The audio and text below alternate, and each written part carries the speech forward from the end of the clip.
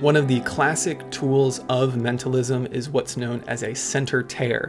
Now, when you hear that, it's pretty intuitive what you might think is going on. But what's beautiful about this technique is that it allows you to seemingly completely shred the way that you are getting the information, and yet you're still able to get that information. So imagine spectator writes down a name or something that you're going to read their minds for. They write that down, they fold it up, you take it, you tear it, you have that burned, thrown away, placed in their pocket, placed in their hand, and while that is still in their hand, you're going to be able to guess the name. So this isn't just one trick, this is a technique. It can be used for many different presentations.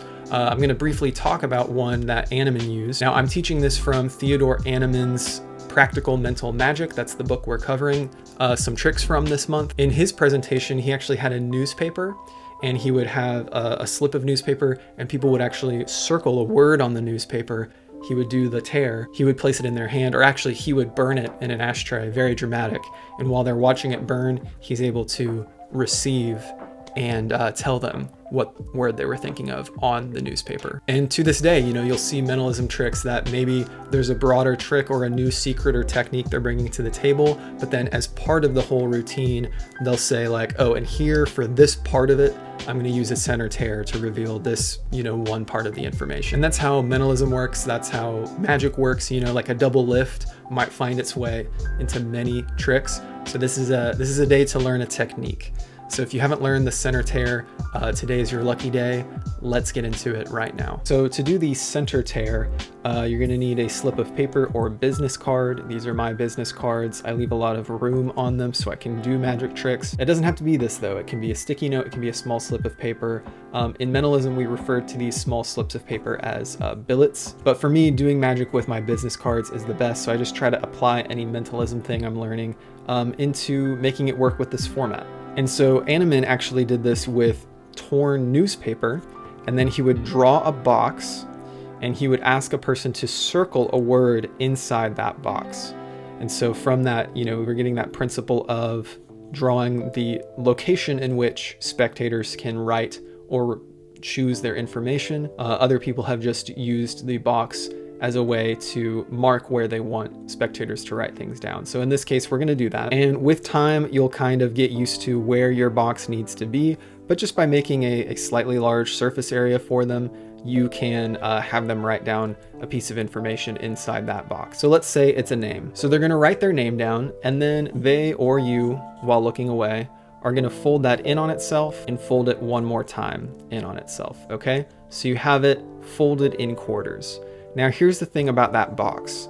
Because it was drawn in a box, you know that about here to here is where that information is. If I open this up, you can see, right, like if you imagine that as an invisible line on the other side, it's all here because this is where it's folded. So these outer portions, basically this L, is your safe area to tear. I'm actually gonna mark it for you just for example, right? So around this area, this is your peekable area, and this is your safe to tear area. And so that's what we're going to do. So from here, we're going to tear along about here, and then you can kind of show them that you're tearing it, and then you can put all these together, and really you're just tearing that portion as well. You're gonna tear this up. You can show them that you've torn it up, right? Now here's where you wanna be. You wanna have the folded up remainder in a place where you can then just kind of draw it back into finger palm, right? In the guise of kind of crumbling them up, you can get into that finger palm, crumble them up, place them into the spectator's hand, and have them curl it around. A couple clarifiers I wanted to make here. So you're starting on those open lip parts and going down. And when you go to make the next tear, Anneman actually recommends placing these in front, and you'll see why in a moment. You're then going to go down this other part so that you're retaining your information. You tear this part and can show it.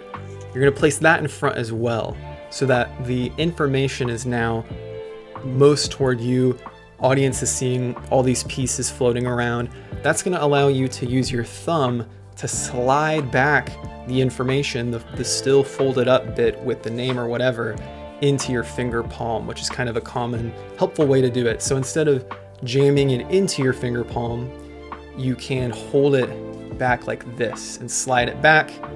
You can take this, place it into their hand, and then as motivation for your finger palm moment, you can reach into your pocket for a lighter if you're using that presentation, or a pen for, you to do your thing, or that's when you can reach for your business cards, whatever it might be. But you place that in their hand, and that's when you can reach for something else. And of course, now you have your information, and you might just find that a little bit easier. So I did want to clarify, consider using the thumb slide method for your folded up paper. And he recommended doing basically the tall part of the L first, then the short part of the L, and placing those all toward the audience when you place all those pieces together. Hope that helps as you work on this technique. Now there's a number of things you can do, but what you're going to be doing under some cover is you're going to be unfolding this with your thumb.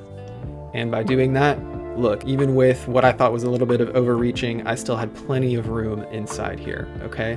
And this is your peekable information, obviously, but how do you present that to where you actually can hide it? After you've placed this in their hand, what Animan did in Practical Mental Magic is they had him put it in like an ashtray, and then you can actually light it on fire or invite them to light it on fire. He also, as an extra bit of safety, encouraged the performer to sit at a table so that while we're all watching this burn, you can take a moment to open your information, peek, and pocket it. Another thing you can do, and this is kind of pulling from another Animan trick we did, is you can go back to your pocket, and while you're in your pocket, you can unfold, and then you can come out with your stack of billets, and this provides you cover for a very open peek, and then you just retrieve the one, and you can write down the matching name. If you want it to feel more propless, you can make this incidental by saying, I'm gonna try to write down your person. And then you come out as though you're gonna write it.